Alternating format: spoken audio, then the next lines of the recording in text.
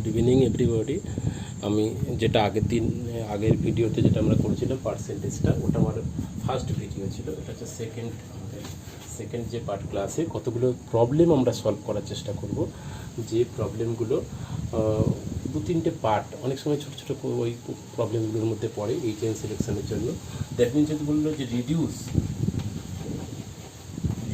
Two ফ্র্যাকশানে reduce করতে হবে। যেটি হচ্ছে 40%, সেই 40%কে ফ্র্যাকশানে যদি রিডিউস করতে বলা হয় তাহলে আমরা 40/100, এটাকে যদি আমরা ক্যালকুলেশন করি 4 কেটে গেলে এটা হচ্ছে 25, দ্যাট মিনস হচ্ছে 2/5। এটা হচ্ছে reduce to fraction from percentage.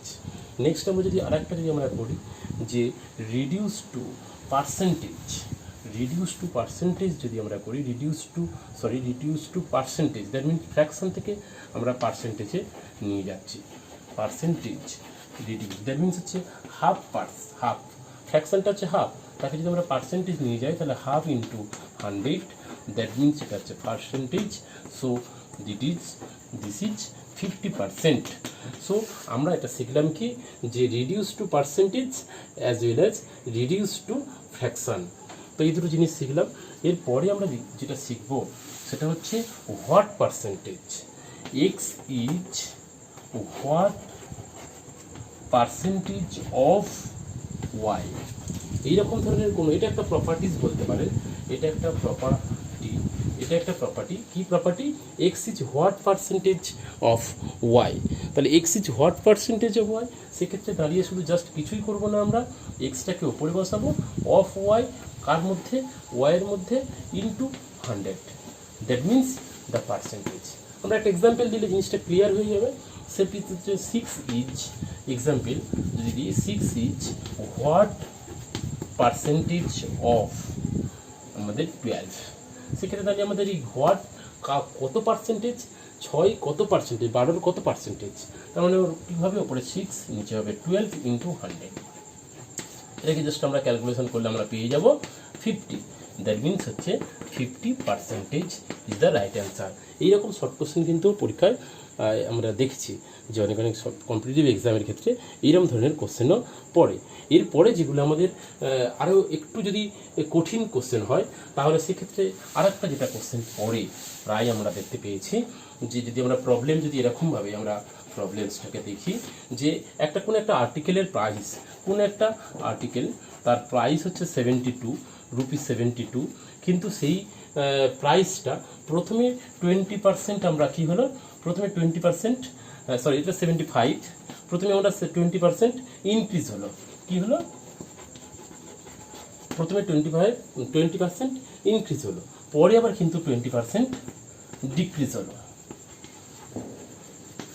প্রথমে সেই আর্টিকেলসটা বা কোনো একটা কোনো একটা জিনিসের দাম প্রথমে 75 ছিল, দাম 20% ইনক্রিজ হলো, তারপর আবার 20% ডিক্রিজ হলো। একদম সেম। আমরা যদি 75-এর উপর 20% যদি করা যায় তাহলে 20% ইনক্রিজ হচ্ছে মানে প্লাস হচ্ছে, তাহলে 20% অফ 75।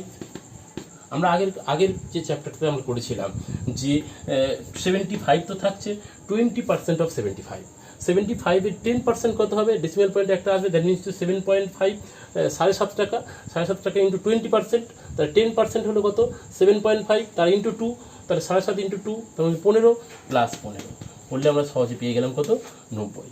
তাহলে আমরা 20% ইনক্রিজ হয়ে যাওয়ার পরে কিন্তু 90 এলো।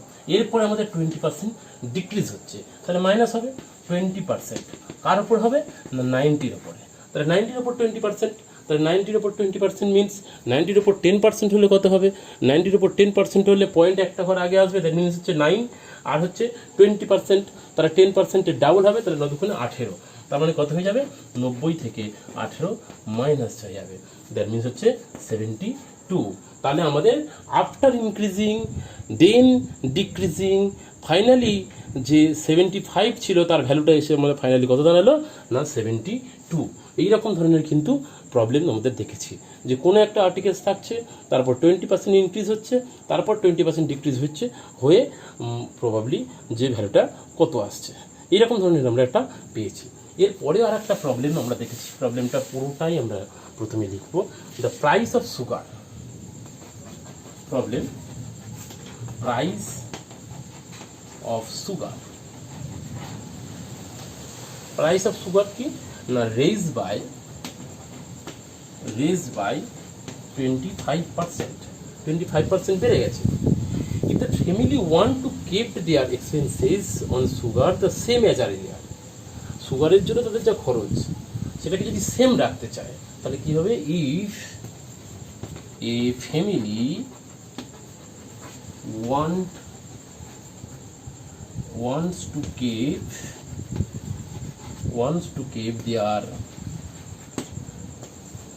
expenses on sugar as same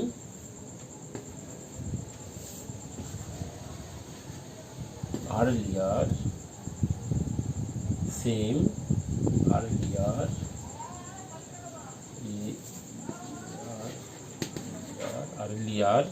then the family we have to decrease the consumption of sugar, তাহলে সুগারের পরিমাণ তারা ব্যবহার কতটা কমাবে। সেক্ষেত্রে দাঁড়িয়ে আমাদের এরকম একটা প্রবলেম ছিল। সেই প্রবলেমটার ক্ষেত্রে এই ধরনের প্রবলেম কিন্তু বেশিরভাগ পড়ে। তাহলে আমাদের ধরে নিতে হবে যে অ্যাট ফার্স্ট সুগারের যে আমাদের এক্সপেন্সেস হচ্ছে, তাহলে সুগারের জন্য আমরা এক্সপেন্সেস ইনিশিয়ালি ধরে নিচ্ছি আমাদের 100 টাকা আমরা ধরে নিচ্ছি। তাহলে এরকম ধরনের তাহলে প্রবলেমটা হলো, তাহলে আবার প্রবলেমটাকে বলছি যে price of the sugar raise by 25% by the family. যদি ফ্যামিলিটা চায় যে তাদের যে খরচ সেটাকে তারা সেম রাখতে চাইছে, তাহলে সেক্ষেত্রে দাঁড়িয়ে তাদের ব্যবহার আর কি কতটা কমাতে হবে, এইরকম ধরনের একটা প্রবলেম যদি পড়ে। তাহলে আমরা ধরে নেব প্রথমে সুগারটার যে সুগারটা ছিল সেই সুগারটার প্রথমে তার প্রাইস ছিল কত 100 টাকা, কিন্তু যখনই 20% বেড়ে গেছে তাহলে এখন হয়েছে কত 125 টাকা। 20% বেড়ে যাওয়ার পরে এখন হয়েছে 125 টাকা। কিন্তু সেই ভদ্রলোক যিনি করছেন তিনি সেই 100 টাকায় খরচটা রাখতে চাইছেন। তাহলে 100 টাকা যদি খরচ রাখতে চান তাহলে তার কমাতে হবে পরিমাণ। কত টাকা কমাতে হবে? 25 টাকা তার কমাতে হবে। কার উপর 25 টাকা কমাতে হবে? না 125-এর উপরে, কারণ এখন তো হয়েছে যে 125, তাহলে বাই 125 ইন্টু 100। এই হচ্ছে প্রবলেম পার্সেন্টেজ, একদম ইজি প্রবলেম। যেহেতু সে 25% ইনক্রিজ করেছে, তাহলে 100 যদি তার প্রাইস ছিল তাহলে 100টা হচ্ছে 125, এখন তাকে কমাতে হবে। তাহলে এটাকে ক্যালকুলেশন করলে তাহলে কত হয়ে যাচ্ছে 15, এটা করলে 20, দ্যাট মিনস হচ্ছে 20%। So 20% is the right answer. এটা ভিডিওটা ছোট হলো, 2-3টে প্রবলেম করলাম, আশা করি সব